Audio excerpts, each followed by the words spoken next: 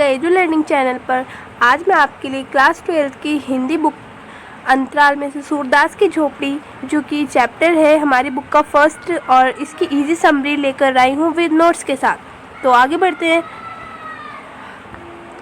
सूरदास के कैरेक्टर के बारे में देखेंगे कि सूरदास कैसा था। ठीक है, सूरदास एक अंधा भिखारी था और वे लोगों के दान पर जीवन व्यतीत करता था। सूरदास बेशक शारीरिक रूप से अपंग था, परंतु वे डरपोक नहीं था और वह बहादुर था। ठीक है, और वे परिश्रमी था, मेहनती था बहुत ज़्यादा।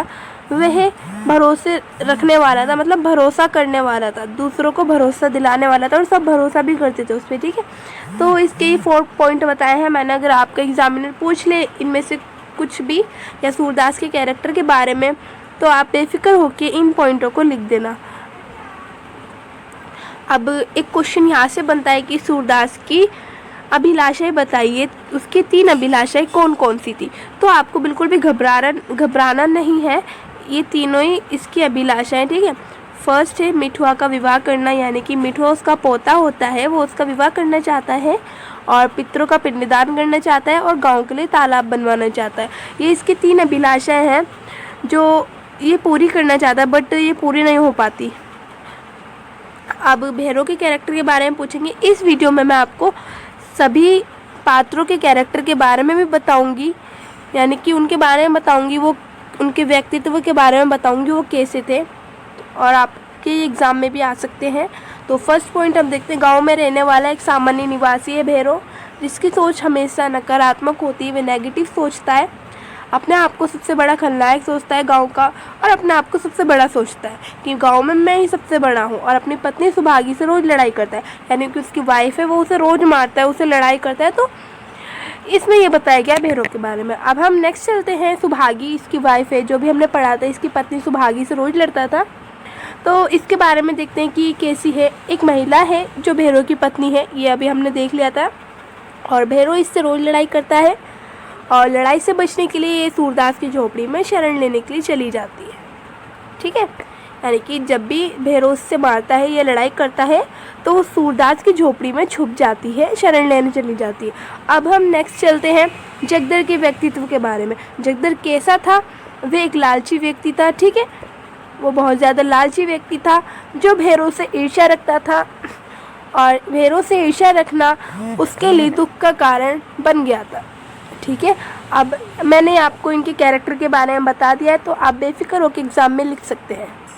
अब भैरव की सोच बतानी है यहाँ पे कि भैरव की सोच कैसी थी और उसका आग लगाने का क्या मेन मोटिव था। ठीक है, तो इसमें हम फर्स्ट पॉइंट में देखते हैं। जब सुभागी मार से बचने के लिए सूरदास की झोपड़ी में छुपने या शरण लेने चली जाती थी, तो भैरव को सूरदास से ईर्ष्या होती थी। ठीक है, वह सोचता था सूरदास सुभागी पर डोरे डालता था एवं उनके बीच गलत संबंध था, यानी कि वो नेगेटिव सोच रहा था। ठीक है, अब हम पढ़ते हैं थर्ड पॉइंट। इसलिए भैरव ने सोचा कि सूरदास की झोपड़ी जलाकर वह उसके द्वारा जमा किए गए पैसों को चुराएगा।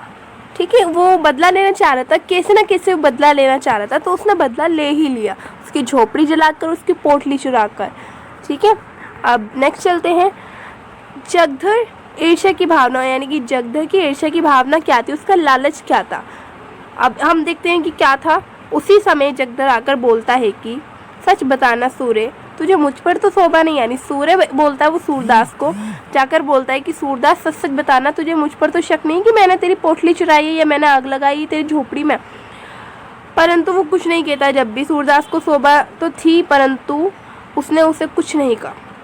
जगदर सीधा भैरव के पास गया, यानी जगदर को तो पता था कि भैरव ने उसकी पोटली चुराई है और भैरव ने उसकी झोपड़ी जलाई है। ठीक है, तो वह चुपचाप बैठा हुक्का पी रहा था। जब वो गया था जगदर उसके पास, तो भैरव कोने में बैठकर चुपचाप हुक्का पी रहा था। ठीक है, जगदर बोला, सब लोग तुम्हारे ऊपर सूबा कर रहे हैं, यानी कि शक कर रहे हैं।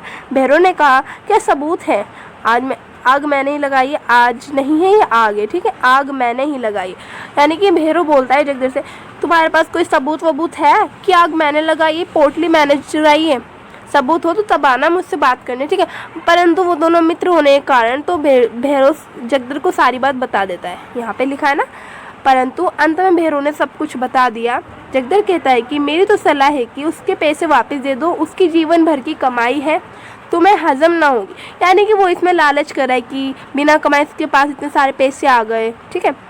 इसमें जगदर को कोई हमदर्दी नहीं थी, वो सिर्फ भैरव से ईर्ष्या करता यानी लालच कर रहा था। वह सोच रहा ऐसा कोई माल मेरे हाथ लगता तो ज़िंदगी सफल हो जाती। बिना कमाए किसी के पास अगर पैसा आ जाए तो वो तो खुशी होगा, दुख थोड़ी नहीं होगा।